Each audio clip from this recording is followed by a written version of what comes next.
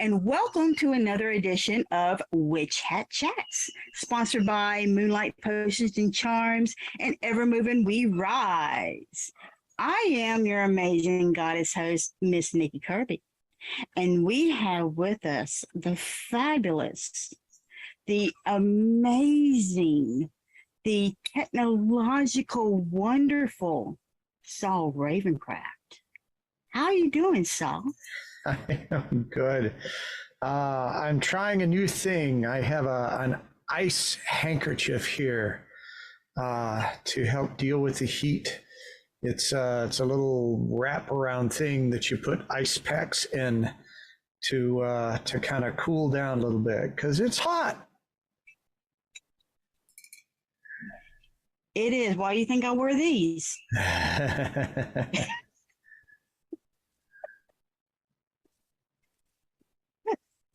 Oh yeah, I wear these for that reason. It's not just wonderful. It's not just a spiritual thing. It also has to do with hot flashes, and it's fashionable. Well, there you go.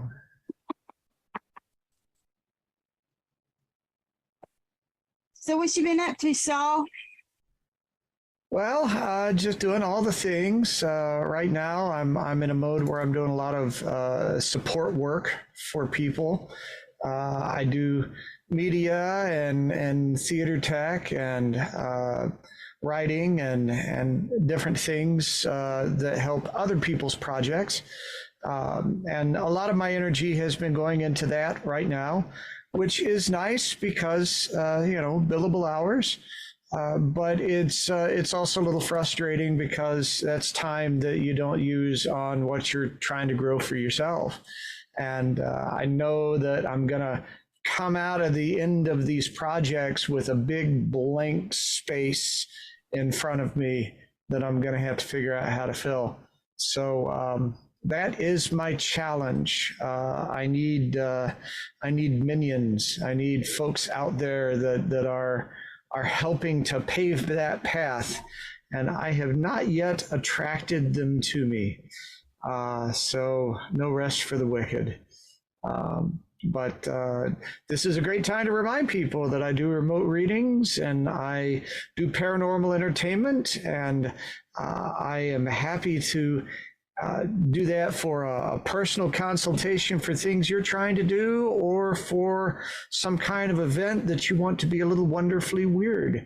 And I do travel. So reach out, partake, have me as your own. What was it? It was Gunsmoke that says have gun with travel. I remember that. So with Saul, his is have ghost will travel.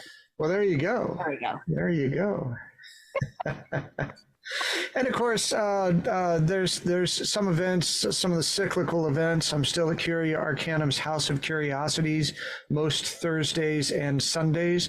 Thursday is Thaumaturgy Thursday. We also do the broadcast that day at 6 p.m. Central Time, and that's free to tune into. And then we have the Sorcerer Sundays, where I am there. No broadcast that day, but I am in the shop, and I do whatever is useful there. Readings, if you want to work on something, build a sigil, or talk about things you're doing, or just chit-chat about stuff, I'm there. And I'm donation only when I'm at Curia Arcanum's House of Curiosities. So that is a fantastic opportunity to come in and either satisfy your curiosity or go as deep as you want to go. So hope to see you there. Of course, last week were my 2 screenings for Ravencraft's Vault of Horror. We watched John Carpenter's Prince of Darkness, where a can of evil leaks out and turns Alice Cooper into a killing zombie hobo. It's complicated. You have to watch it. But no, that was a lot of fun. And of course, we're going to be doing that again on the second Monday and second Wednesday in September. and check on Facebook to see what's going on there. Oh, and one more thing. On the weekend of the 26th, that Friday, Saturday, and Sunday, I will be doing my Down the Rabbit Hole performances at Doc's Drive-In in their underground speakeasy. And those of you in the area who may have seen me at Sherwood Forest Fair or some other kinds of things, I usually have some limitations around what I'm allowed to get into and what I'm allowed to interact with people about because of the conditions. But here, all bets are off, and we get to explore everything. Powers of the mind, weird artifacts, strange tales, and there will likely be messages from the spirits. Maybe one for you too. Tickets are only $10, and it is an amazing place, and it'll be fun to do that. So be sure if you're in the area, and if you're close by, come on down. Right? Absolutely. So what's going on with you, Miss Nikki? Well, with Evermoving We Rise, we have a new moon ritual on the 28th. Oh, it seems like this year is just really flying by. My God. And before long, we're going to have and the Day of the Dead. Oh. We're actually going to get in new products and Moonlight Potions and Charms. And I'm really looking forward to it because I'm waiting on our new skeletons that we're getting in. Oh, I am looking forward to that. We have our 5-star reviews. Dorothy Morrison absolutely loves our Marie Laveau Altar on the Go. She says it's an amazing product. She absolutely loves it. We're getting 5-star reviews for our services that we offer. We have these amazing type of readings and coachings. Our shadow work. Yes, our shadow work collections that we have, which we have the oil, we have the candle, and we have a bath. All three to be able to help you with that. And then we also have a reading that we can be able to do for you. So check all of that out. And then we have our Phoenix Crossroads Academy and our Evermoving We Rise First Degree Fire will be starting in October. Yes, it will. And yes, it will also include, that's right, shadow work.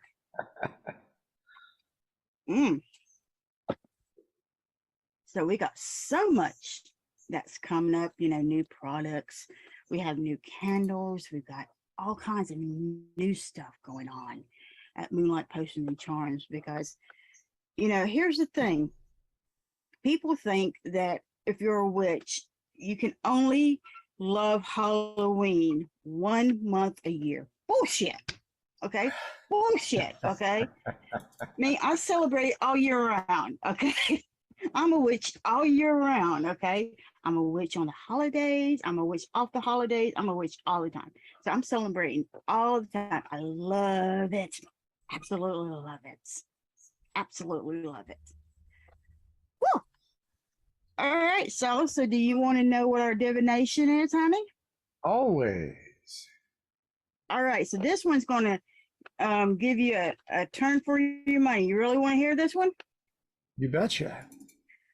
All right, so for those of you who are just tuning in for today, I drink a positive energy tea by a yogi, and no, they are not paying me for this. And yes, they should pay me for this because I mention it on every show because it is such an amazing tea and it does help you, especially if you're feeling very down, if you're feeling crappy, it really helps to get that energy up and motion and all that negativity to go away. So it's a wonderful, wonderful tea. But they always come with these little intentions. So we call them divinations on the show. And for today's divination, it says, the mind is energy, regulate it.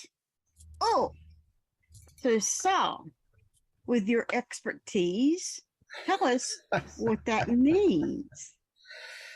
Well, it's funny when people first get involved in things, or especially when they're sort of on the outside looking in about ideas of witchcraft and manifestation and all of that sort of thing. One of the things that comes up a lot is this idea of, well, what is possible? What can you do? What can magic do? And the short answer to that is really pretty much anything. But you have to apply your will to that. You've got to maintain that. Some things can be done with very little energy, and some things require a lot of energy, perhaps more than your lifetime of energy. That's where you see things like the Tibetan monks that collaboratively meditate on manifesting certain things and understand that it's bigger than any one individual. And yet there's a lot of things that are just not worth it. There's a lot of things that are not worth your time and energy and focus. And as you mature in the craft, I think you become more reasonable about what it is that you're going to invest yourself in. And the sillier things that you might have invested in, those silly TikTok witches cursing the moon and all that silly stuff, right? You tire of that. You give up on that. But once you understand what's really possible, once you've proven it to yourself, then you start to apply yourself more diligently, and there's discipline that comes into play there. And that's what I see here, is that your mind needs to be disciplined. You need to have some control of your thought. Part of that is the shadow work,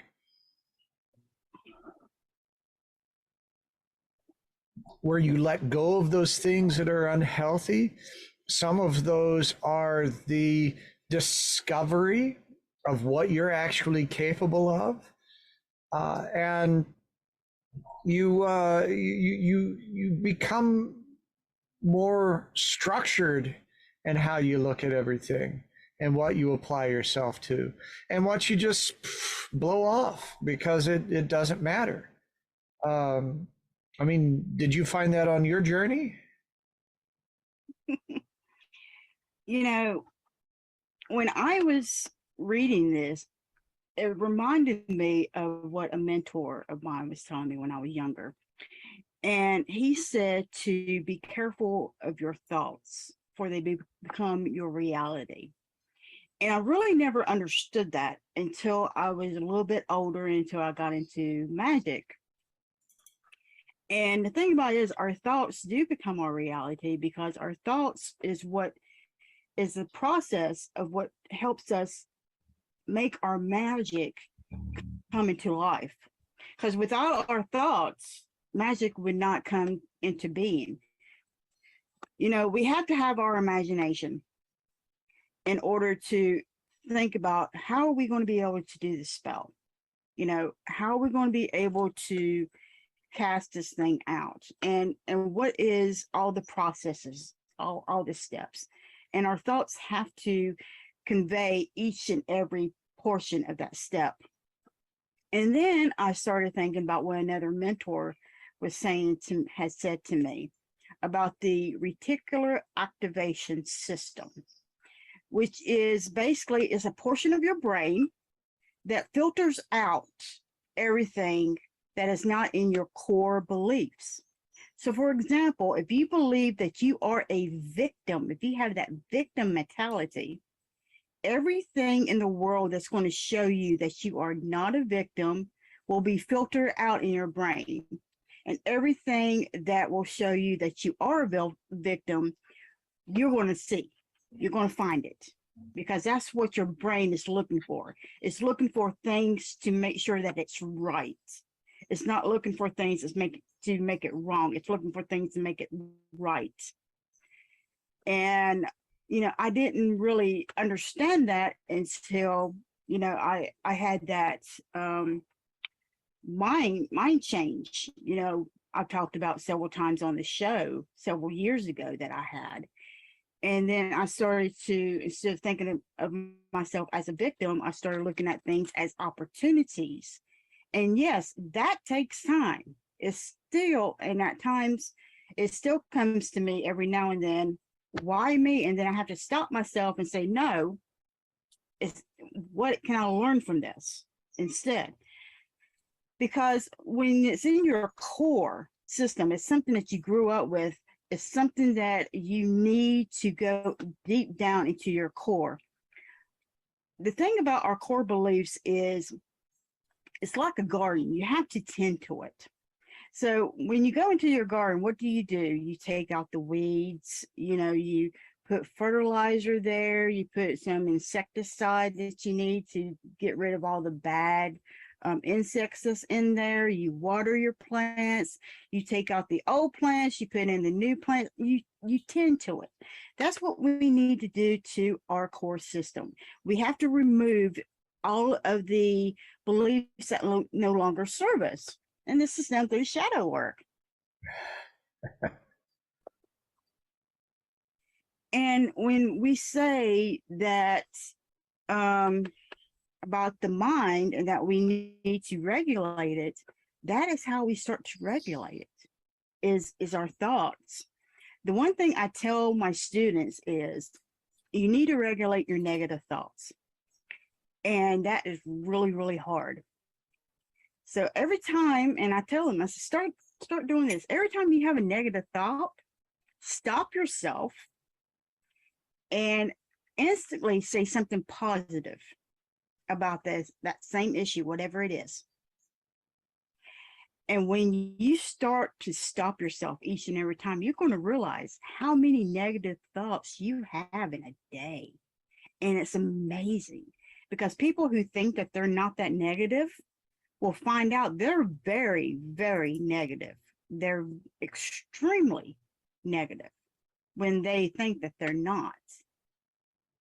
I thought I was a very positive person when I first started that. And I'm like, oh my God, all the just the negative thoughts that come into my head, whether you act on them or not, it's the thoughts that you have to correct, because that thought comes from your core beliefs.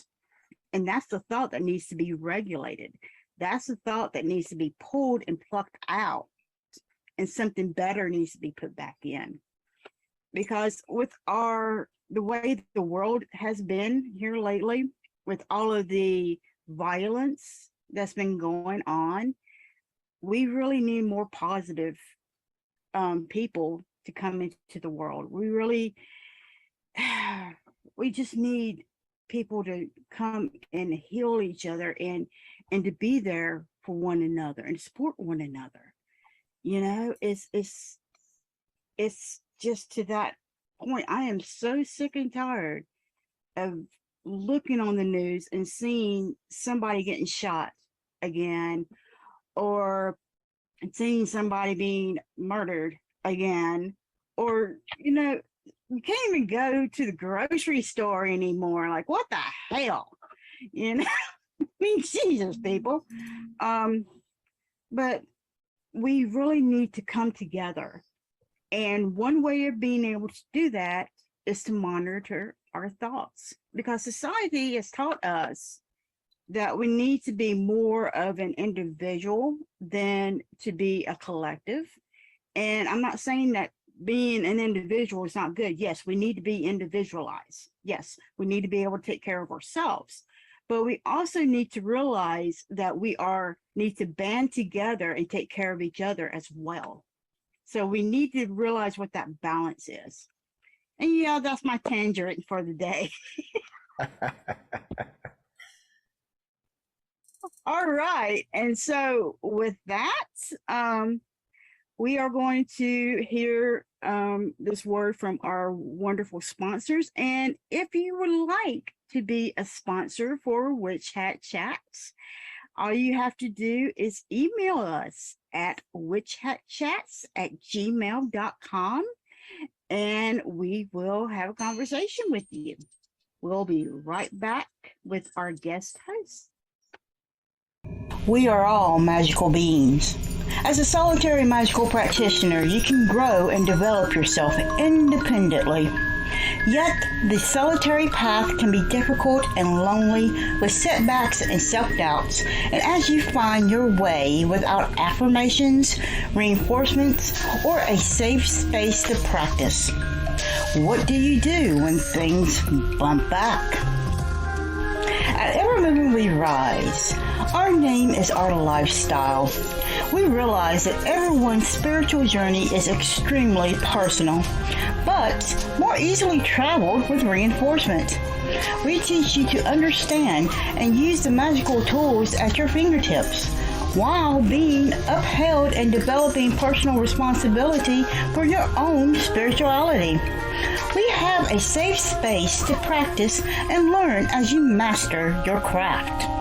When situations bump back, you will have the entire community behind you, as we are a magical family who work to sustain each other. Discover the benefits of working within a society dedicated to helping you grow on your personal path. Start today. Visit us at our website, Linktree, or Facebook page and discover why we don't fit in the box.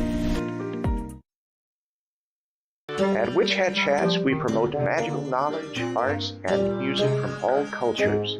We invite you to join us as our guest to share your practice, especially if your traditions are lesser known. Email us at witchhatchats@gmail.com. Tune in every Sunday at 1 p.m. Eastern Standard Time on our Facebook page. And welcome back to Witch Hat Chats. Miss Nikki and I are here, but we are not alone. We're never alone.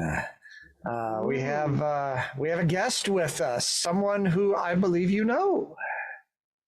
Ooh, yes, I do know him. All right, so should we introduce him? Oh, yeah. All right. So, an ordained minister, this guest host magical practice draws upon a blend of modern and traditional witchcraft, combined with other global mystical traditions. He is the author of the award-winning 6-volume Temple of Witchcraft series, as well as several other books. He is also the co-founder of the Temple of Witchcraft tradition and travels teaching and lecturing on a variety of topics concerning witchcraft, herbalism, tarot, and so much more. We are proud to present my friend, Christopher Penczak. How are you doing, Christopher? I'm doing well. Thank you for having me. It's been a while since I've seen you. Yes, it's been a while since I've seen anybody, really, it seems like. I feel like I've been a little shut in up here in New Hampshire, but it's all good.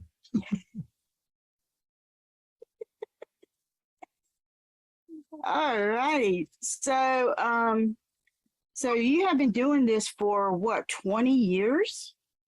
Yeah, my first book came out in 2001, and although I've been a professional full-time witch since 1998. That's when I first filed it on my taxes and quit my day job. So it's been quite a while. Yeah, I bet the IRS was looking at that like, what? I think I'm listed as a sole proprietor in my business. I don't think my first accountant put down witchcraft, but I think it was spiritual consultant and then author, you know. Oh yeah, trying to explain to the IRS what you do when it comes to spirituality, with our businesses and stuff. Oh my God, to me, that's a nightmare. and difficult to, go to explain how you're a church. You're not quite a church in the way they think of churches when you're going for your nonprofit status, and having to sort of translate everything into the legalese of things that they'd understand, like, talking about liturgy. I never used the term liturgy in terms of a magic circle, but when I had to talk to the IRS, I was like, our liturgy is, just because they could get it, because they don't understand what a magic circle is, or, our holidays rather than Sabbats and all that good stuff, Yeah, it's just so different. And I'm like, can you guys just chill out and literally just let us tell you the way it actually is, and just let go of all these premature images you've already have?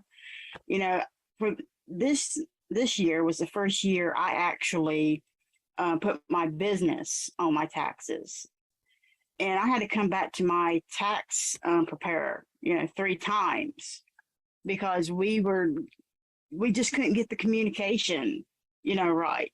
Mm-hmm. And he kept saying, now what do you do? I've been very fortunate. My first tax preparer, when I first started working together, my first accountant, was super supportive and understood what I did, and really kind of massaged it in a way that would make sense. And then ever since then, he sort of passed me off into another firm as they've retired. But we had a really interesting IRS agent when we went through the federal work to get the Temple of Witchcraft recognized. And at one point I was a little frustrated, and I sort of expressed my frustration when we had to call them up and answer things on the phone. And she was like, "Sir, I'm an agent in California. I would like to assure you that you're not the strangest church we've ever seen. Don't worry." I was like, all right. She goes, "We just have to answer these questions of everybody.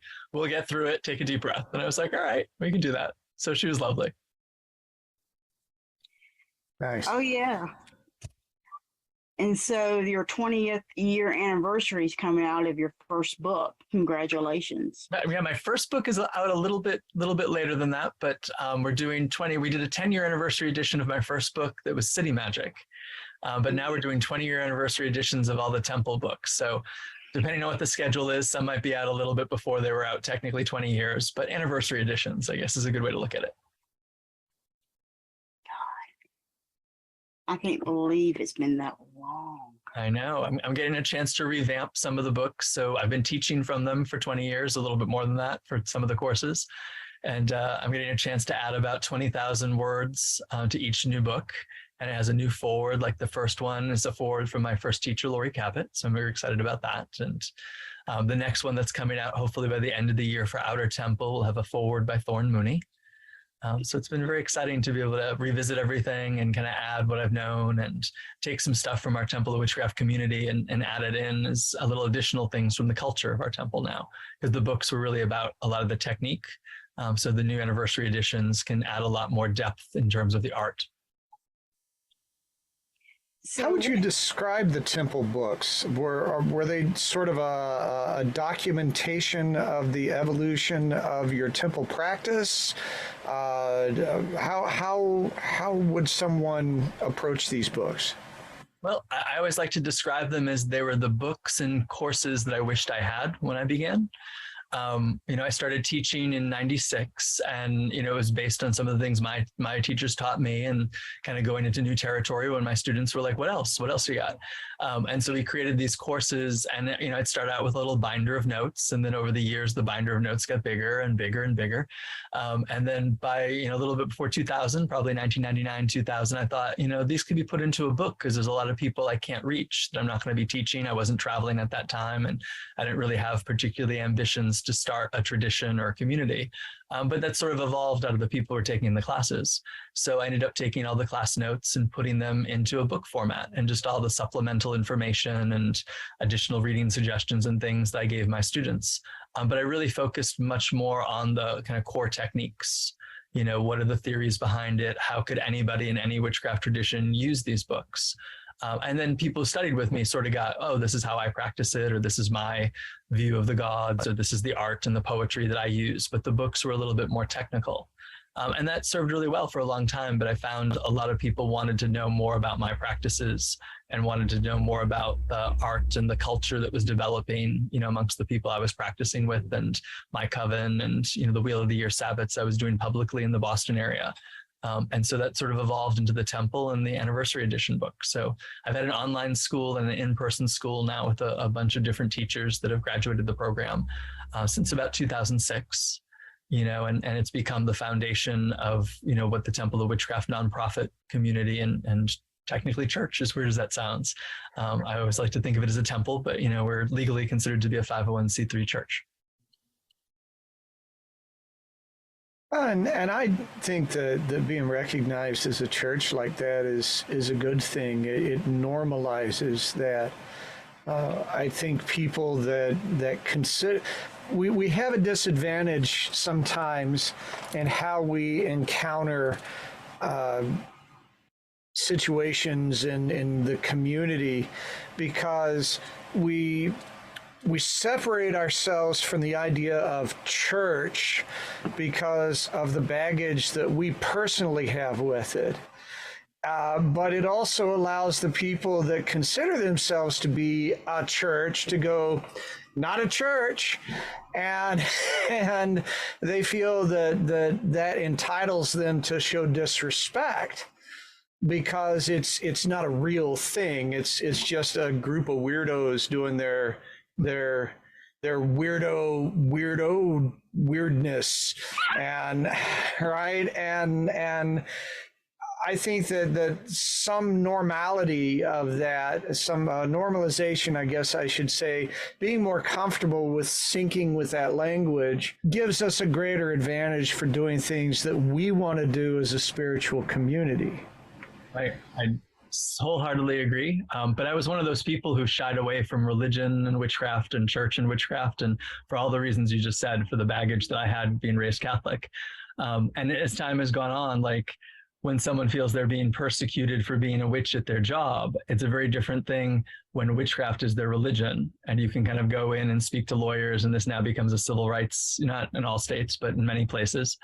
And, just to kind of protect your rights. When we were purchasing land here in New Hampshire, and we want to, really have this vision of community tied to land, and maybe over the years, multiple pieces of land in multiple places, but you got to start somewhere to be able to be anchored to the land. I think of when I was trained, there was a lot in New England of what I would call the witch houses. Somebody who had a coven stead, and you could be invited to things, and they might be open Sabbats, and you might end up joining the coven or not, or getting more in the intimate inner circle of things. And then when that person died or moved away or whatever it may be, kind of your hub of community went away, and maybe a new place would open up with somebody else, and maybe it wouldn't. And even with a lot of stores that are out there, a lot of metaphysical stores, don't last more than 20 years. And if they do that, that's pretty remarkable.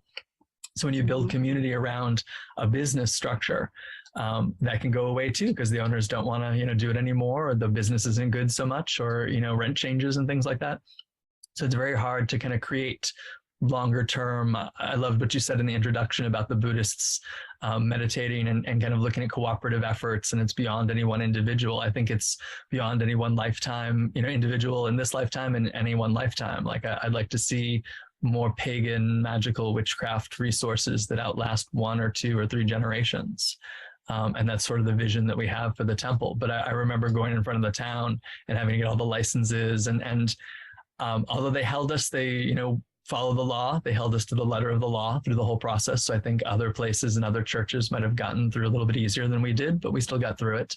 And I remember one of our neighbors who wasn't so predisposed to it very, strongly in his religion, came to one of the meetings and wanted to bring about like, well, why are they allowed to do this anyway? And what exactly constitutes as a religion? And we had to have a lawyer next to us to say, okay, this is what the Supreme Court has ruled upon. And, by this designation, they are a religion, and there's really no way you can say no to this because they're following all the law to it.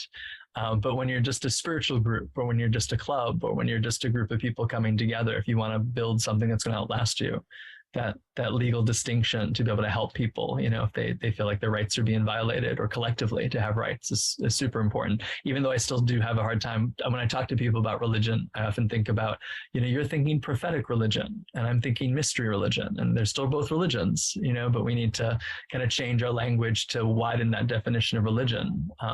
But I do empathize with the people who have the hard time with it, because I was one of those people for the longest time. I think one of the things you've done here that is really smart is these temple books outline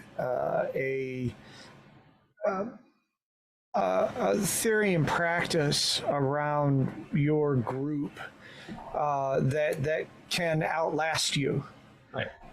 Everything that you described was very personality based. This person's home, this person's shop. They die, they retire, they go take care of their ailing parents, whatever it is. And because it was all based around them, someone's got to step up with equal charisma and equal commitment to do that. And one thing that you'll find in a church is the pastors change over time, but the church remains. The church is not embodied in the pastor. And I think by documenting things the way that you have the chance of it being bigger than you and being able to outlast you, and for someone else to step up and use those to guide a continuance of it, provided that you got the building and all that secured correctly. So I think it's terrific what you're doing. A lot of practitioners, covens and such, would benefit from that same theory and practice. Thank you. That's really my intention. So I'm glad that comes across for it. That I know when we started, for me, it was more like a series of classes and collections of techniques, and it was a little less of the community. And as people graduated it and we started to practice more together, people wanted that identity. And I got really uncomfortable towards the beginning of that, because some people, when they went to other groups, and people would say, well, what tradition are you? And we didn't really have a good answer for that at that time. And people started saying things like they were Penzakian or Christopherian. And, they're part of the lineage of the Cabot tradition, and, which is not what I was telling people. And so part of starting it as a nonprofit and having a board of directors that can hold it and a council of ministers that can hold it. So it's beyond just me, and it's not named after me. And this is no disrespect to the name traditions, but I think we have named traditions after people, and we don't need any more, at least for me. So really calling it the Temple of Witchcraft. So when people say, well, what tradition are you? We'll just say we're the Temple Tradition of Witchcraft, or the Temple of Witchcraft, and take it out of that one personality. And I think you're always going to need strong magical people to lead, but I think also it can be more of a cooperative effort. Like the temple wouldn't have happened without my two partners, Steve and Adam, and they were really the impetus and the foundation to commit. We've all committed our lifetime to this. But we've had lots of other ministers through the 20 plus years that we've been together, and having opportunities to lead, and also having opportunities to step away and someone else to fill in. And I'm sure at some point I'll step down as the head of the school and someone else will fill it, and that'd be great too. And I have lots of great help and lots of other kind of local teachers to their area. So we've got people in Texas, and got people in Mississippi, and we've got people in New Jersey, and people in California and Seattle that are all teaching. And it's a good thing. So it's not focused around my personality, and it's not focused just around me. It's focused around the teachings. That is exactly what what I'm doing as far as Evermoving We Rise. I didn't want to name it after me either, because I didn't believe that it should have been named after me.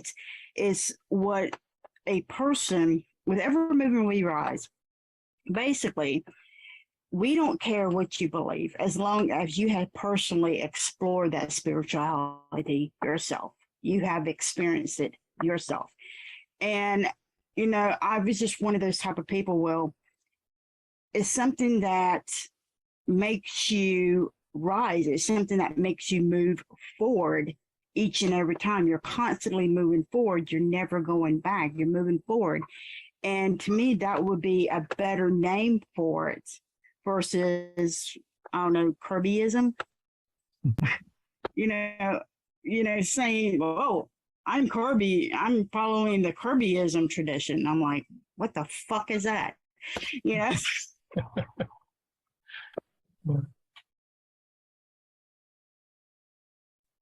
So I really like the fact that I came up with Evermoving We Rise as a better name, because to me that actually sounds like a better name for a tradition, because number one, it's going to be so much better because other people are going to be able to follow it.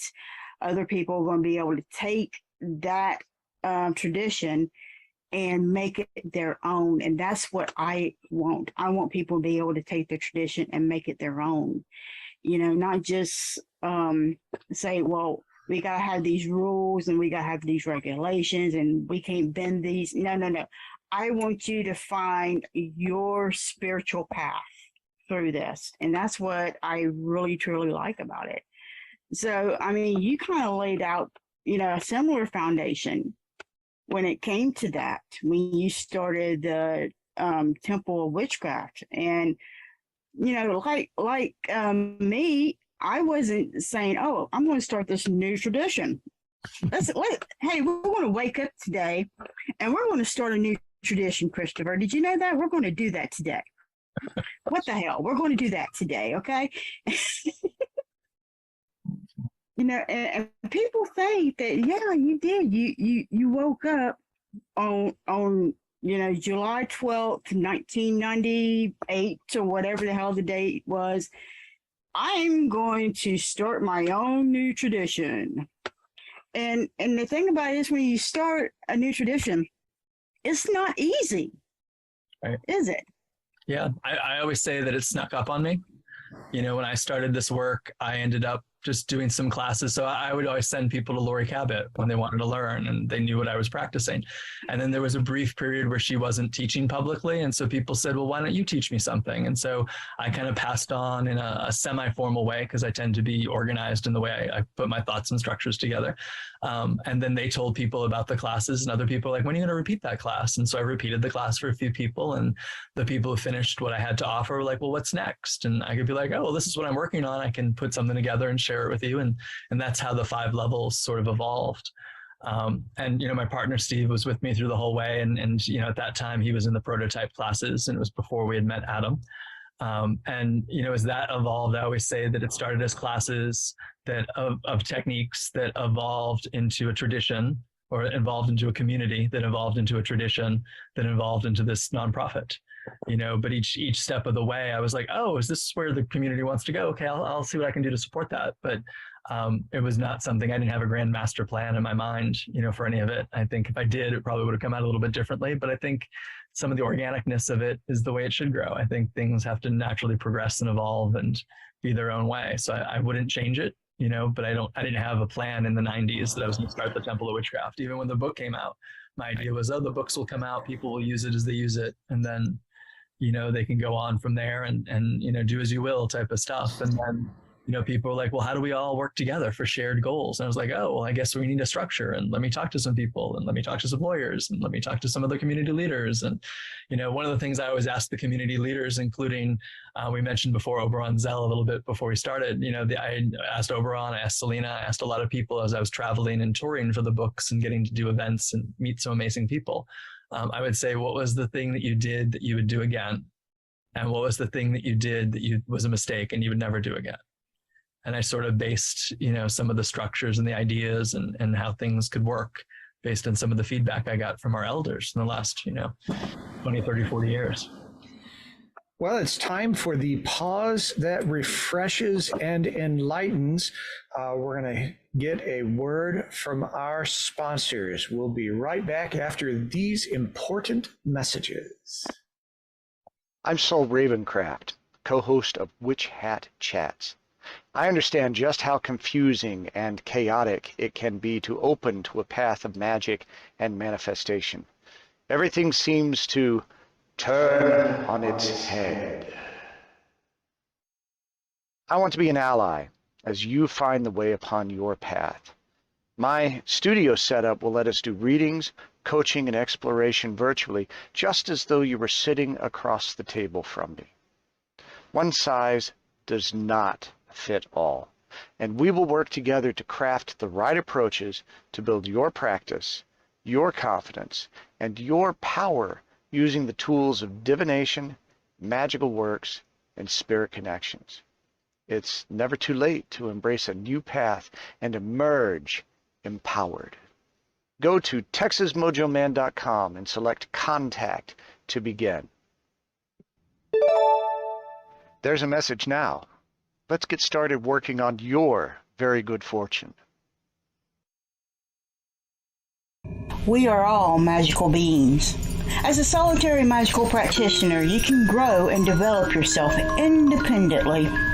Yet, the solitary path can be difficult and lonely with setbacks and self-doubts. And as you find your way without affirmations, reinforcements, or a safe space to practice, what do you do when things bump back?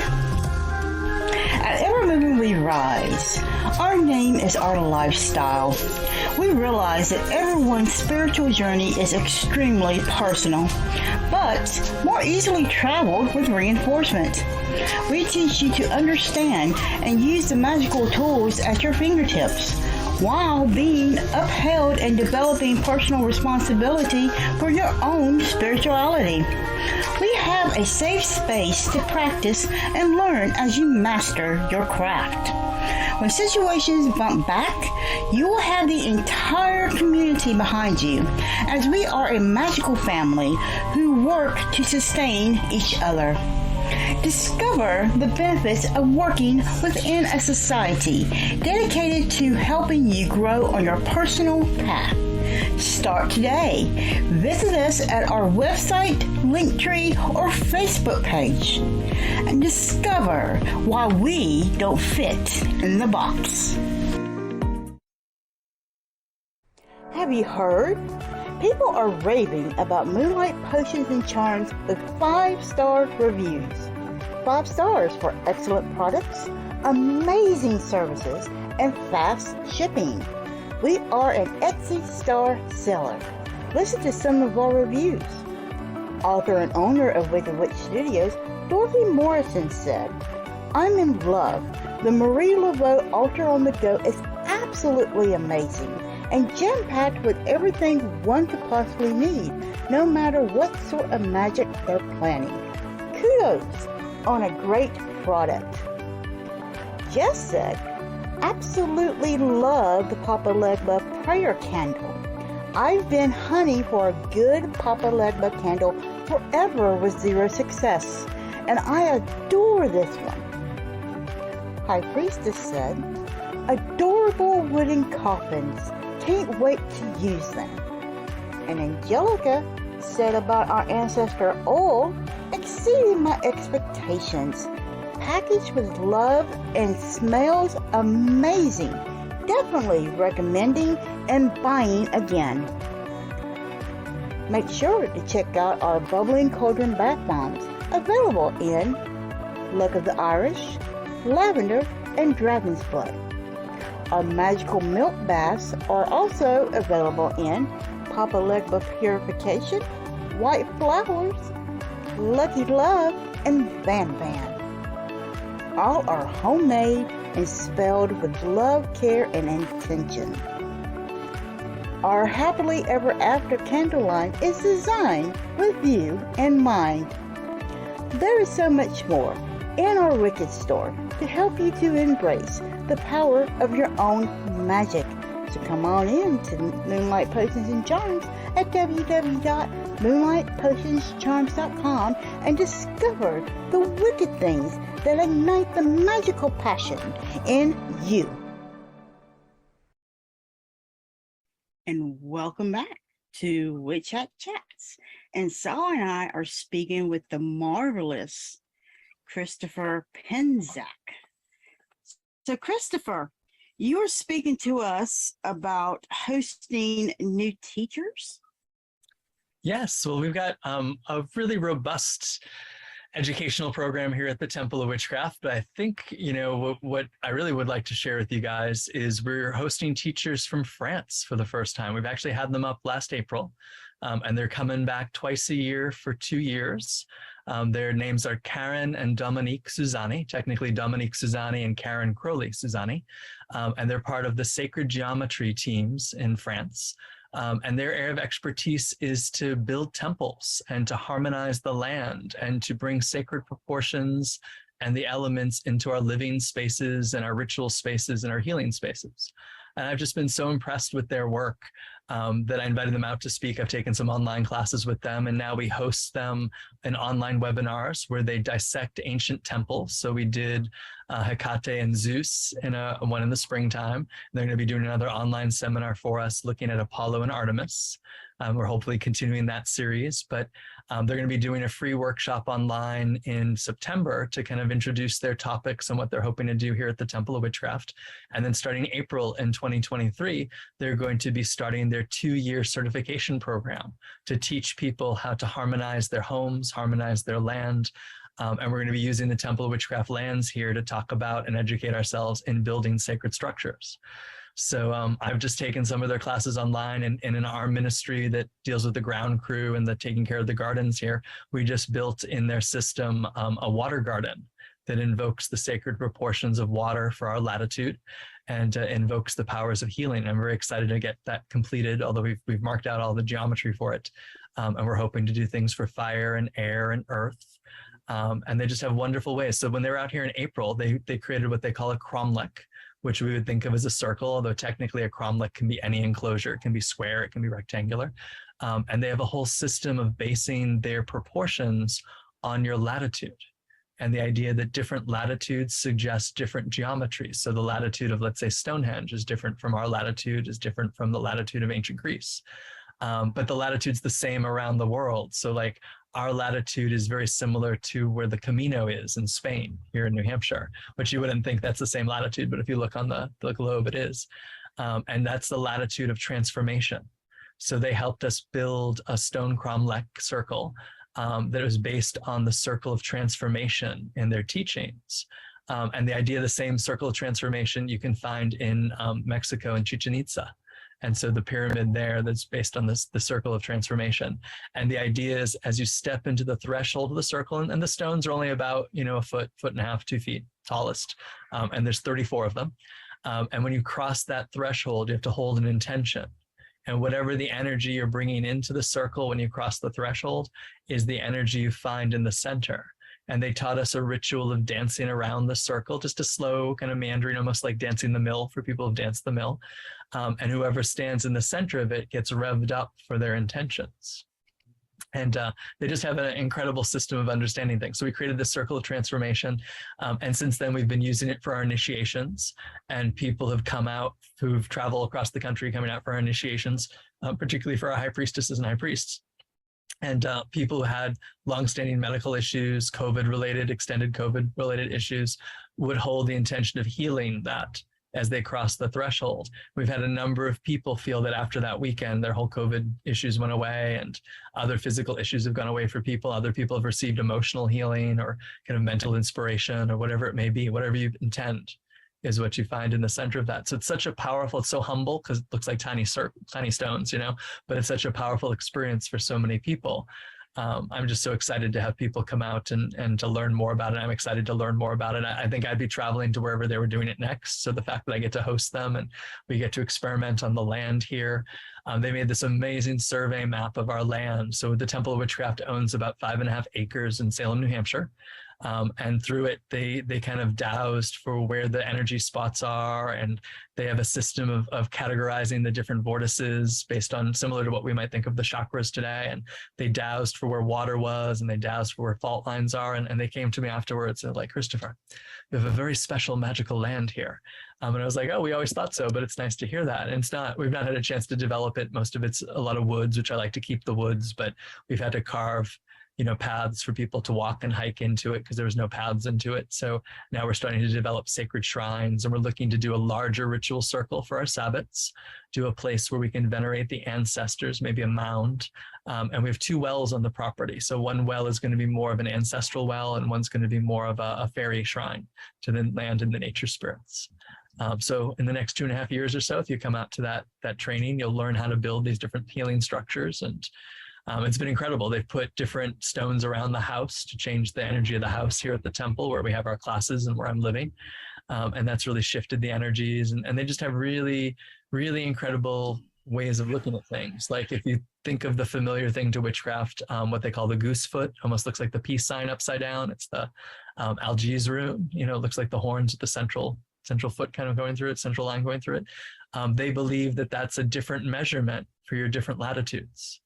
So you base it on the land and where the summer solstice and winter solstice would rise. That angle is the angle you should use for the goose foot. And if you put that over your doorway, it's very protective if it's attuned to where you're at. And so I never believe anything. I'm a doubting practitioner. I always like to have things be proven to me. And we played around with it. So we made some of them that were just made, with no consideration to the angle. We've put other ones that have the angle to it. You can feel the different energies as you move through the threshold and feel the energies in the space. So it's been really life-changing for me. So I'm very excited to be able to host them and to have that be a part of our witchcraft here, because I think a big part of the Temple of Witchcraft is building temple. And I feel like we've lost a lot of those traditions. When we go to the ancient temples and stone circles, you can feel the energy.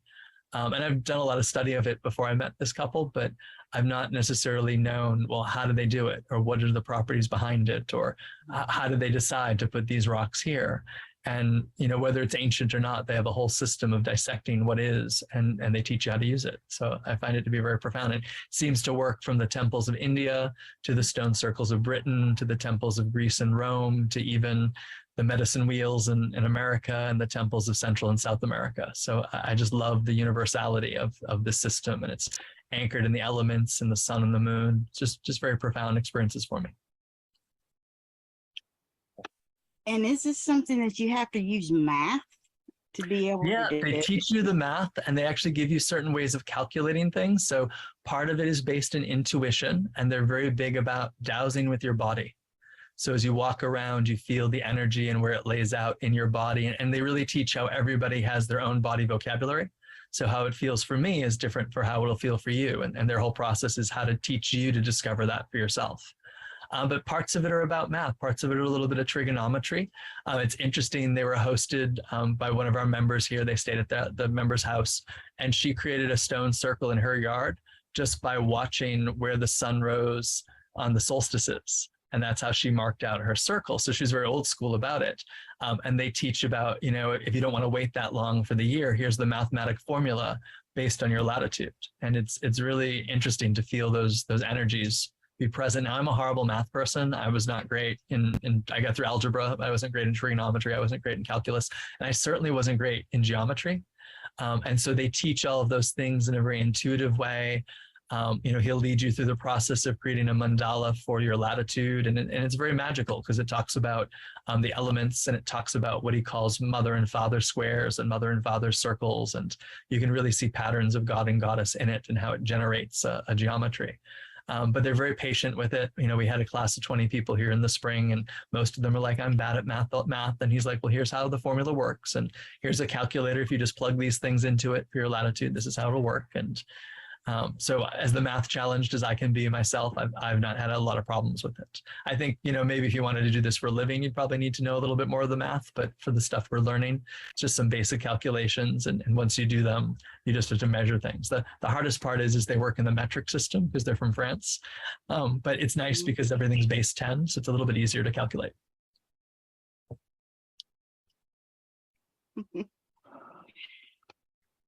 Yeah, because I was kind of concerned about the math. I mean, I was really good at, algebra and all of that. Trigonometry, no.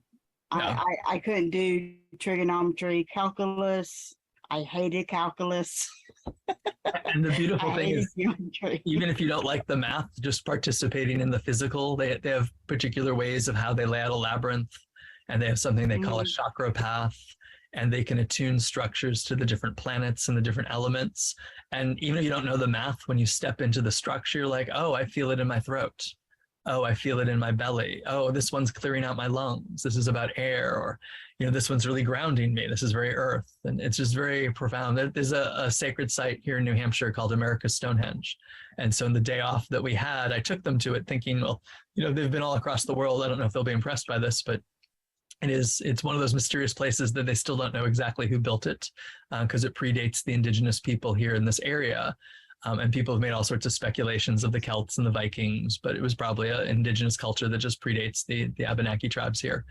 And he would go through it and be like, okay, stand here. Well, tell me what you feel. Okay, we're going to go into this chamber here. What do you feel? And it was that idea that, regardless of mathematics and understanding the proportions or having a map of it. You could just kind of douse with your body and feel like, oh, this is healing, whether they intended it or not. This is healing of the stomach, or this revitalizes you, or this protects you. And it was just very interesting to see how universal those basic needs are, no matter where you are, no matter what the sacred site is. Well, that would be nice to know. I mean, it would also be kind of cool to have Saul hanging from a string dowsing. That would be nice too. Yep. Yeah, we did some dowsing. They're big believers in trusting your body, but we'll have dowsing rods, and we've had dowsing strings and pendulums and things like that. And they're like, whatever works for you. Part of their day job is they consult with different buildings and different building practices. And so Dominique has this very long chained, heavy, big quartz pendulum. He brings that out for the show because sometimes he feels people, unless they see it, don't really believe it. He can say, this is what I feel in this space. But sort of like in witchcraft, and if you're a fan of Terry Pratchett at all, I love Granny Weatherwax's headology. So that idea of sometimes you need to show people what you're doing along with telling them what you're doing, and just doing it. And so he gets that too, even though he doesn't identify as a witch. He's definitely, I would consider him a magician, even though his magic's a bit different than ours. So for people who are more interested in that, there's a lot of info on the Temple of Witchcraft site. And if you want to check out the Suzannes directly, they're energeticgeometry.com, I believe. Nice. And so if somebody were to come just to want to look through the Temple of Witchcraft, just to see what's there, and I don't know, let's say I want to come and see, just to see what's there. Would you allow that, somebody to come? Or at the moment, we don't have open office hours just because we don't have the staff to staff it. All the people who work at the temple have full-time day jobs outside of the temple. So we're open for events only. Some of our events are here, but not all of our events are here if they're larger. And our real hope is that we're going to be building a community center, transforming the barn that's on the property to a much more accessible community center. And at that point, it will have a gift shop and store for practitioners there. We'll have reader rooms and healers rooms, and the larger space for our classes and Sabbats. And through that process, even though we've been here for about 10 years, it's hard to develop 5 acres of land. And so hopefully when the Suzannes are done, we'll have sacred sites and gardens a little bit more set up, and we'll be able to have visiting hours. But that's our long-term goal. For right now, it's pretty much we're open to the public in 2 rooms in the house, and the rest is the residency of the founders. And that we've got some grounds spaces when we do outdoor rituals. And sometimes we'll have public events, like in the fall, we're going to have a ceremony to dedicate the water garden. So people are welcome to come and visit at those times. And we do open office visiting hours every year, not since COVID, but prior to that, we'd have open houses and people could visit at those times and get a chance to know what the temple's about. And those mostly have been attended by people in town, because people are always curious about what's this Temple of Witchcraft in town. So it's been less practitioners and more curious people, but we're always happy to do that too. But it's just hard to be able to be open during the day, at people's convenience, because we just don't have the staff for that yet.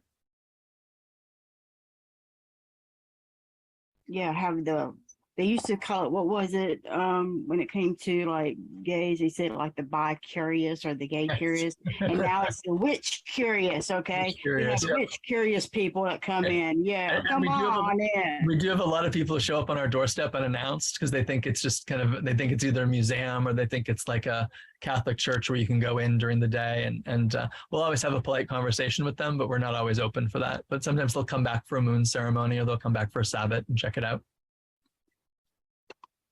So you don't have people to show up on your doorstep say, oh, this is the temple of Satan or some shit. Well, I will tell you one of the funnier stories. In the first year or so that we were here, we had a gentleman who identified as a Satanist show up. And depending on what you mean by that, I have some friends that are, card-carrying Satanists. I don't have a problem with that. But he had he was dressed to the nines. He was all in black. Not that I'm not always often in black, but had the inverted pentagram pendant that was like a hubcap hanging from his chain. Like he could have been the satanic rapper. And had a top hat and a cane with, a silver top dragon to it. And definitely was dressed to the nines. And so he came and knocked on the door and wanted more information. And come to find out, he was looking for support in social services, which we do, or try to network for people in need when we can.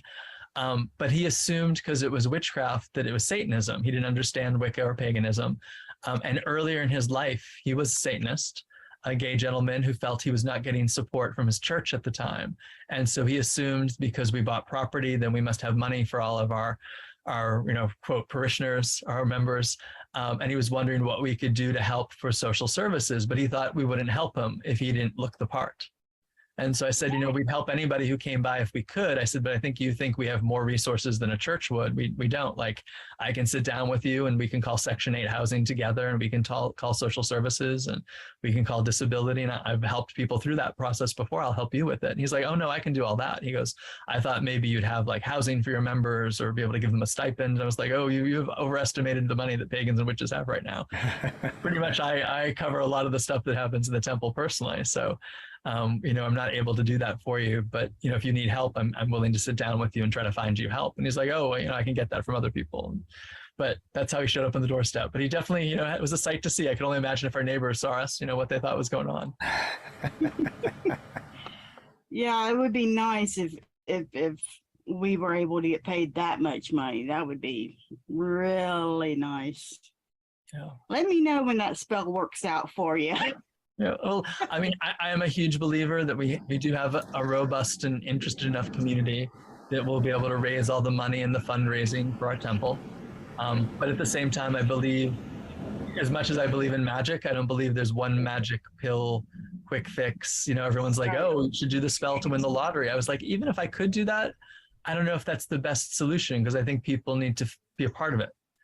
So I rather take 10 years to get the money together to build our community center and to have the people who are going to be using it feel like, yeah, I created that. I was a part of that process, rather than it's just something that appears. If we have to have a wonderful donor who could donate half of it, that would be lovely. If we had some patrons that, had the means to be able to help that out, we're always on the lookout for that. We've had some really generous people in our community support in a variety of ways. But I think that quick magic of having that all happen at once, I think at this stage in our community and this stage in witchcraft might be detrimental to us, because I think people have to be invested in the work in the community. I know when we first created the temple, it was really interesting. Once we got the land and everything was settled, we had a lot of calls from people we didn't know, who were witches, who had covens, who had different groups. And they said, well, I'd like to come and have our coven do our Sabbats at the space. And I was like, oh, do we know you? Like, are you members I'm not familiar with? And they weren't affiliated with us in any way, and they hadn't been a part of anything we'd done up until that point. But they just kind of heard Temple of Witchcraft and felt like, oh, I should have access to that. I'm a witch. And I'm like, well, if you're a member, I'm willing to talk about how you can rent the space or how you can host an event and anything. And they didn't necessarily want to do something for the community. They wanted to do just something for their group. And I was like, well, we're not at that stage yet. We're still trying to create the space and build it in their community. I said, if you'd like to participate in that, you're welcome to. But I think it's interesting. People have a lot of ideas of once something's created, what they should have access to, or what resources they have. And like this gentleman thinking we could pay him because he was unemployed and homeless, it's like, I don't get paid. I put a lot of money into it. And so I think a lot of times our leaders in paganism and witchcraft, they have to have a certain level of sacrifice to make that happen. But I'd like to see the next generation not have to work as hard, or at least not work as hard in this way. Right. I think it'd be nice for the ministers to have a health insurance program for the next generation. I think it'd be nice for the next generation of ministers to have a retirement fund that they didn't have to set up themselves. Maybe that's a dream that will not happen anytime soon, but I'd like to see the things that other clergy can get, at least the ballpark for us in the next generation and the generation to come. So I'm happy to lay that groundwork now, but I'd like to see that from, my descendants. Yeah, it would be nice to have access to all of that and to be able to get things a little bit more easier. Yeah. Like our similar clergy members can do. And also the same way with the churches, like you were talking about earlier, I didn't like having to say that I didn't like the term church. Right. Because at first it was like, we don't have churches. We're not church people. Right. Because when you come down to the South, I always make this joke. When I went over to California, the first thing they ask when we come down to the South is, what church do you go to? But when you go over to California and you start to live, they ask you what bicycling group you want to join. And I'm like, well, I'm not 5. That's what we think. You're 5 years old if you've got a bicycle, right? But I like the people to be able to have easier access to kind of like them, because as you were saying, your temple kind of struggled with all of that a lot. I think a lot more than what your average Baptist, Catholic, Jewish, Muslim, whatever church did. And the same thing with clergy. We really truly struggle. And I think a lot of it has to do with the fact that we don't really have a structure that everybody else supposedly has. Right. And I think we struggle with that because of expectations. Like people don't want to be in a church and don't want to have organization in their paganism or their witchcraft, which I totally get. And you're free to do whatever you want. That's great. But they'll often also have the expectation on pagan and witchcraft clergy that's the same expectation they had when they were Christian in a major church.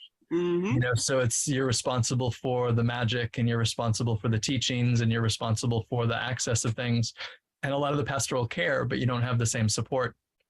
And that's okay for now.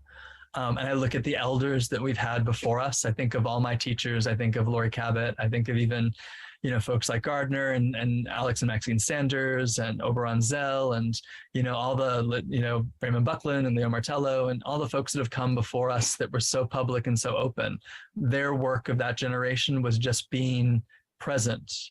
But most of them got a brick through the window, and a lot of them got death threats. And knock on wood, I've not had a brick through the window despite being so public, and let's hope that continues. But they really fought for our presence to be here, and just for people to say, we're here. It's sort of like, the fight for queer rights. The earlier generations was just the fight to be present and visible. And I feel like, for me, at least how I see my mission, maybe not my generation, but I see my mission is resources that outlast any one person. Because I think a lot of those things became more difficult after their founders left. Not that they weren't passed on, and not that there's not great stuff going on in those different groups and traditions. But I think different models, when I look at like the new Alexandrian Library in Delaware, I think that's a great resource, and all that the Assembly of the Sacred Wheel is doing. When we look at what Circle Sanctuary is doing and Selena Fox, I think that's a great resource that will live on, and I think doing more of that in other places is an important part of my work. And just having, research library and having museum and having safe space to meet and safe space to do counsel and structures that don't dissolve after one person leaves, so there can be some continuousness to a community, I think is sort of my mission. And then maybe once we have that, the next generation will take it deeper, and the next generation will be able to build more and, do deeper magic and create in different ways, But I think we have to support those who are coming after us in the way that we were supported, rather than starting from scratch. I feel like a lot of groups are always starting from scratch. Yep. And with that, we're going to have a word from our amazing sponsors. And when we come back, we're going to have the Witches Cabinet. Ooh. Stay tuned. Have you heard? People are raving about Moonlight Potions and Charms with 5-star reviews. 5 stars for excellent products, amazing services, and fast shipping. We are an Etsy star seller. Listen to some of our reviews. Author and owner of Wicked Witch Studios, Dorothy Morrison said, "I'm in love. The Marie Laveau altar on the go is absolutely amazing and jam-packed with everything one could possibly need, no matter what sort of magic they're planning. Kudos on a great product." Jess said, "Absolutely love the Papa Legba prayer candle. I've been hunting for a good Papa Legba candle forever with zero success, and I adore this one." High Priestess said, "Adorable wooden coffins. Can't wait to use them." And Angelica said about our ancestor oil, "Exceeding my expectations. Packaged with love and smells amazing. Definitely recommending and buying again." Make sure to check out our Bubbling Cauldron Bath Bombs, available in Luck of the Irish, Lavender, and Dragon's Blood. Our magical milk baths are also available in Papa Legba Purification, White Flowers, Lucky Love, and Van Van. All are homemade and spelled with love, care, and intention. Our Happily Ever After candle line is designed with you in mind. There is so much more in our Wicked store to help you to embrace the power of your own magic. So come on in to Moonlight Potions and Charms at www.moonlightpotionscharms.com and discover the wicked things that ignite the magical passion in you. Are you at a crossroads? Not sure which direction to go? Or do you feel powerless? Or is there another question that needs answering? At Moonlight Potions and Charms, our many services assist our clients to emerge their authentic selves and embrace the power and magic that lies within them. Many of our readings provide the clarity one needs to pursue their life's destiny. Our soulful readings assist one to discover what is required to be in alignment with one's soul journey. Our tarot readings provide clarity and coaching for those who are at a crossroads in life. Our animal medicine readings show what our animal brothers and sisters can teach you about yourself and your life. Unsure where to start your shadow work? Book a shadow reading. There is so much more in our Wicked store, so visit us at www.moonlightpotionscharms.com and embrace the power of your own magic.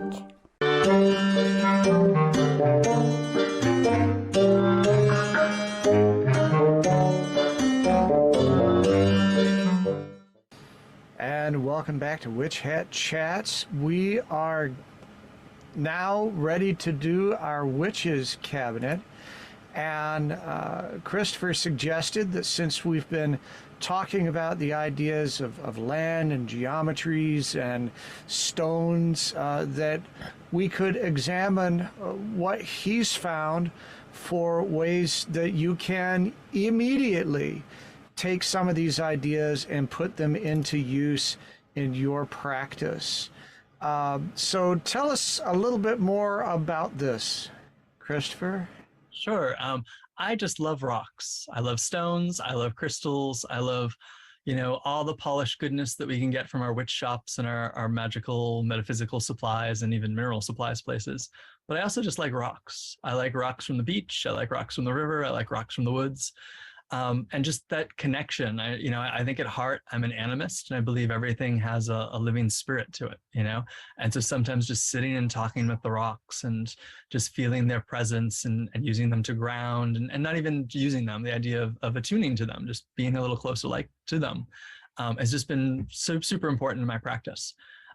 So I find that sometimes working with stones with intention has been really powerful for me, and sometimes trusting in the stone's wisdom and how it's going to manifest, particularly when it's not like, I need $200 to pay a bill type of magic, but I'm just like, I need to have clarity and peace in the home. I need to have the space be filled with a healing vibe. I need to direct continuous attention to somebody in my life. Like I had mentioned on one of the breaks that one of my students is going in for surgery right now. And so one of the things I've done for her is set up what people call today a crystal grid. So I got a photo of her and I put the photo in the center of a table, and around it I put stones. Some of them are crystals, some of them are, just simple rocks and pebbles. I'm kind of creating a sacred space of intention. And when I lit a candle for her, I put it in the center of that, right on top of her photo. And it was the idea that the stones were holding that sacred space for me. So even though I couldn't be in circle the whole time, and I'm probably, when she goes in for the surgery, it's going to be a different time zone. I'm probably not going to be able to stop everything and do that at that time. So I can kind of continuously hold space and hold an energy and hold an intention for her. And I found this to be super helpful at my altar and, in my home, but also placing stones around the home with specific intentions of, this is a place for meditation and healing, or this is a place for, good vibes and people getting along and kind of socialness. to even out in the garden, just getting a stone, a big rock I found and, digging stuff up in the garden, making the garden and placing it in the center and just placing the stone down with intention. And then one of the things Karen and Dominique have taught us is the idea of feeling the stone before you put it down, that it'll have kind of a warm spot, like it's where the energy is coming out of. And it'll have a cold spot that it seems like the energy is coming in through that. Place the cold spot on the ground, place the warm spot up the top, and set it with the intention of healing or good vibes or sacred space or prosperity or love, whatever you want. And then as you set it, slowly turn it clockwise and start to feel the energy build until you get it to be almost like a crescendo. And if it goes over that, move it back a little bit counterclockwise. And that way you've sort of played with the geometry of the land and set a field of intent and set an energy and partnered with the stone. So almost like building a little micro, like one of my gardens has almost like a micro Stonehenge. It's got, a bunch of standing stones that are just half a foot tall in it, but they're all set with healing intentions. And when you step inside that, it feels powerful for me. So it's just, using whatever stones you have, big stones, little stones, fancy crystals, river rocks, whatever it may be, to hold intention, to hold sacred space, to hold the magic. Well, that sounds really interesting. A lot of times when people say, well, let's place a stone with intention, I always think, okay, well, if you really can't stand somebody, placing a stone with intention, you're throwing it with intention, right? Right?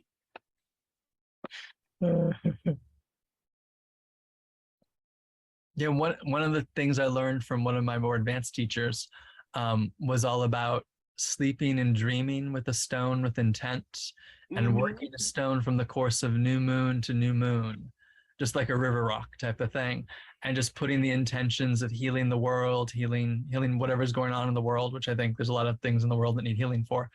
And just, as you grow in your mastery as a magical practitioner, as you get more experience, just the very presence of attuning to that stone with good intent for the world.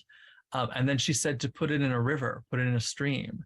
And the idea is the water passes over it, it charges that water, and then that water goes out into the world. And that was a powerful way of, when you're really concerned about what's going on in the world right now and the different things that all need our attention, our loving intention and aspects of justice and environmentalism and all that.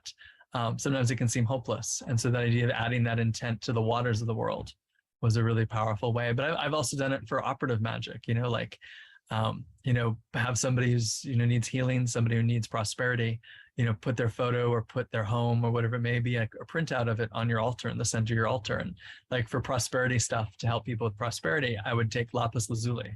That's my stone for prosperity and royalty and influence. And I would just place it. And I sometimes wouldn't know, that person's asked me to help them with prosperity, but I don't know exactly what they need. So I'd call upon the wisdom of the gods and the wisdom of the stone to bring prosperity for their greatest good. But I just place the stone on their photo and I'd maybe leave it for a week, and then test with the pendulum. Is it done its work? Do I need to remove it? And then I could remove it when the pendulum said yes. And it was just a very simple way of helping people, even when you don't know exactly what they may need, or you don't want to get too involved in it because it's not your stuff. But it's a good way of offering support, the support of the stone world. That's the same way of like a mojo bag, putting stones in mojo bags or putting stones in oils as well, to be able to enhance that particular magical oil and stuff like that with intention. Yeah. And I know I learned to hang a lot of bags hidden in places in your house or put them behind a photo someplace just to let them reverberate, so whether it be the herbs, the stones, the curios, whatever it may be in the talisman, to kind of put it out there. But I'm a big believer with all the geometry stuff I've been studying lately, also the prettiness of it. Make a mandala, make it look, what number are you going to base it on? Is it going to be the 4 directions? Is it going to be the 5 points of the pentagram? Is it going to be the 6 of the hexagram, 7 fairy star?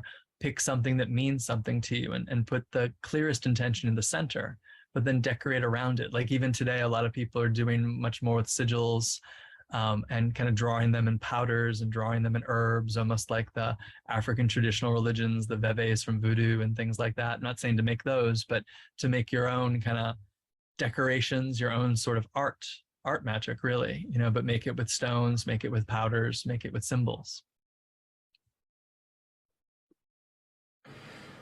When you talked about the placement of the stone, you didn't put a lot of emphasis on which kind of stone that you're going to use. I know that people obsess over that quite a bit. What's the right stone for this? What's the right stone for that? And they get very precise about that kind of thing. Is that level of precision important, or do people overemphasize that level? That's a great question. I think it depends on the practitioner and their own style and the way that they make their magic. Despite me liking a lot of simple things, and I think the emphasis today for me has been like, I love river rocks, I love beach rocks, I love kind of raw things you might not know what they're composed of. But I also love crystals in all their form, and my own system, my own type of magic that I have to be the most effective, I guess I'll say, is very planetary correspondence. And I use a lot of the planetary colors in looking at the stones. So even if you don't know too much about the stones, all blue stones have something in common. All green stones have something in common. All pink stones have something in common. And just having kind of a basic rainbow of a few different stones can give you some ways of working with it. So I do think that's important. I think that's been a big part of my practice, has been finding the right vibration of the stone and picking the right crystal, I guess, at that point.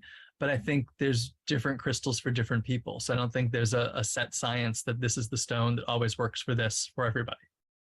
It's finding what is that stone for me in this time.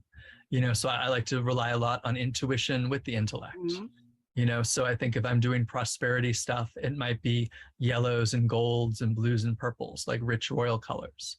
If I'm doing healing, like overcoming a cold or something, it's going to be a lot of green, immune system, heart, Venusian colors.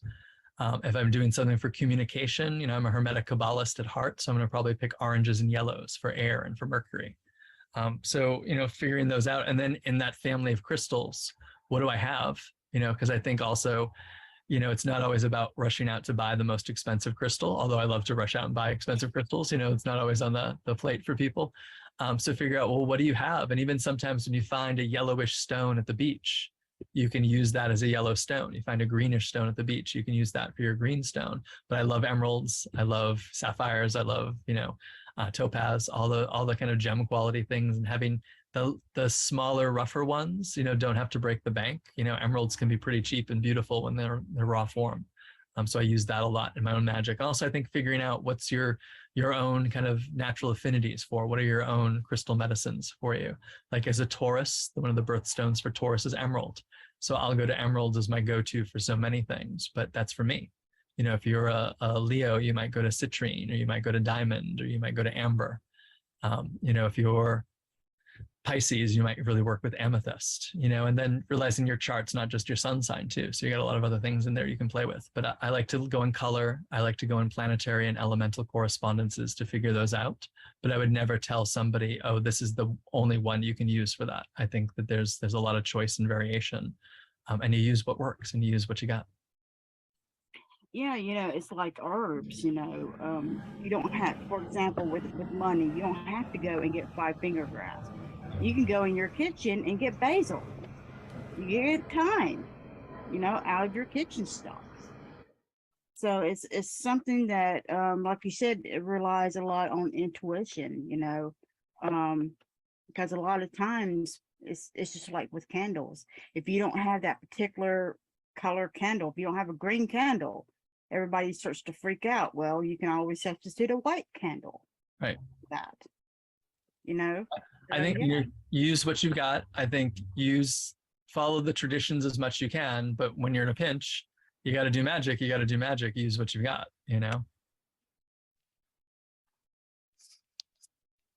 Right. I'm also a big believer in what you find too.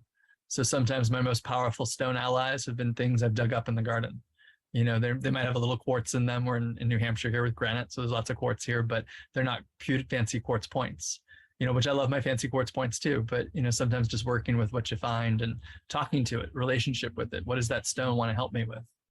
you know, and it sort of like with the herbs too, like you mentioned 5-finger grass. I use 5-finger grass a lot for anti-cursing stuff, which is also another trait for it. So, you know, when I think money, it's not something my relationship with 5-finger grass is not a money relationship with, but yours might be. So it's figuring out, you know, what is my unique relationship with these forces, and what are they speaking to? Who wants to help me at this time? Sometimes I just go to the cabinet and I say, hey, who wants to come out? You know, well, this is my problem. Who wants to come out? And sometimes I go to the, you know, kitchen cabinet. Sometimes I go to the magical cabinet. We see what pops out. Sometimes I go to the garden and see what's in bloom. Who wants to help me right now? Yep. All right. So, Christopher, where can our people reach you? So my main website is christopherpenczak.com. And I'm on most of the social medias. I'm on Facebook under Christopher Penczak, author and teacher. I'm on Twitter under @Penczak, and I'm on Instagram @Christopher Penczak. So those are my biggies. I don't tend to do the TikTok. Maybe someday they'll rope me into it, but at the moment I've not. And templeofwitchcraft.org is really a great place to check us out. And the temple has a lot of social medias as well on Twitter and Facebook and Instagram. And most of my work is split between those two places. So things that are official temple events show up on the temple website, and things that are just my own hosted events, or, you know, interviews like this get posted there, or, you know, when I'm traveling, you know, on the road, they tend to be posted at christopherpenczak.com. So come check me out, see my schedule, sign up for my newsletters, and sign up for the temple's newsletters to know what's going on with me.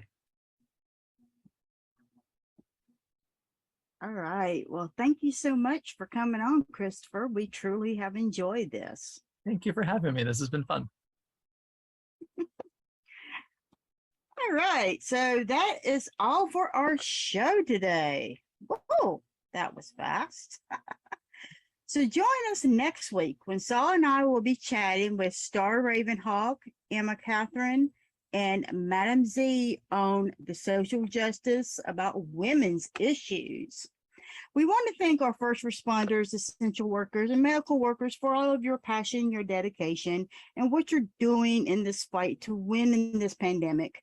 Because, honeys, we truly appreciate you, because I know this is a very thankless job.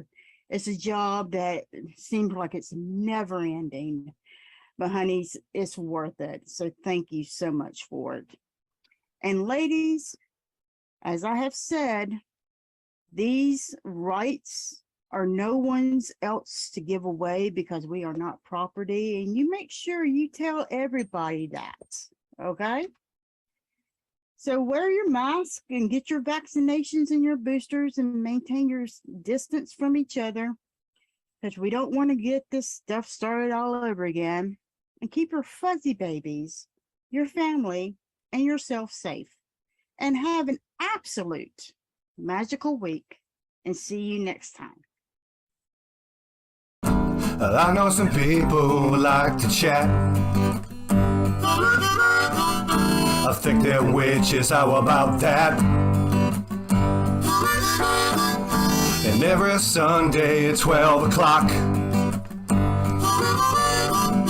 And if you're hurting, they're willing to talk. Nikki Kirby with that black stone. I agree, Evermoving We Rise. Life and soul with a beautiful mind. I give you blessings under moonlight. I know some people who like to chat. I think they're witches, how about that? And every Sunday at 12 o'clock. And if you're hurting, they're willing to talk.